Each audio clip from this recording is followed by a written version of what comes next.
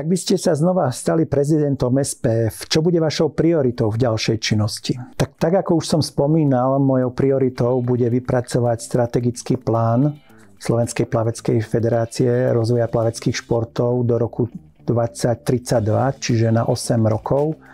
pretože je to vždy dlhodobá plánovacia činnosť a s tímom, s ktorým sme sa už dohodli, že budeme pokračovať, chceme vytvoriť naozaj taký projekt, ktorý bude odsúhlasený nielen vedením SPF, ale budeme ho komunikovať spolu s celou členskou základňou a budeme reflektovať na ich dopyt, pretože ak nemáme postavené ciele, nemáme plány, tak nevieme, ako kráčať ďalej. A preto to považujem za prioritu. Takisto by sme chceli vytvoriť, ako už bolo spomenuté, na centrum pre reprezentantov, ktoré bude v podmienkach SPF, to znamená, že okrem Národného športového centra a Vojenského centra športovej prípravy v Dukle by vzniklo ďalšie centrum, ktoré by bolo naše, Slovenskej plaveckej federácie, kde sa budú môcť dostať športovci a tréneri, ktorí budú platení priamo z tohto centra, tak, aby sme vytvorili také podmienky, aké sú napríklad v Čechách, kde majú tieto centra. A tiež by to malo byť vo všetkých 4 športoch, pretože toto považujem za prioritu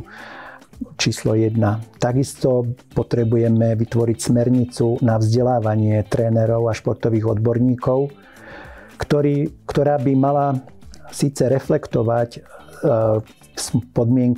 podmienky a kritériá, ktoré určuje zákon, a tú 5-stupňovú stupnicu jednotlivých tried, ale my ako Slovenská plavecká federácia máme svoje špecifika a preto navrhujeme vytvoriť 3 stupne alebo 3 triedy, kde by títo tréneri získavali oprávnenie pre naše podmienky, aby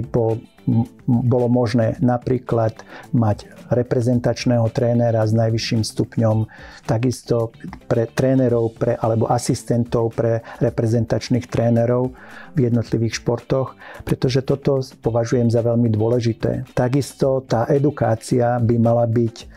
taká, aby bola každý rok obnovovaná ich licencia. To znamená, že nie, že vyštudujú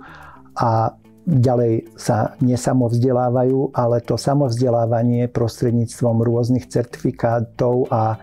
odborných seminárov, ktoré budú tak ako lekári, ktorí potrebujú takisto sa vzdelávať, tak aj naši tréneri, pokiaľ nebudú sa vzdelávať, nebudú držať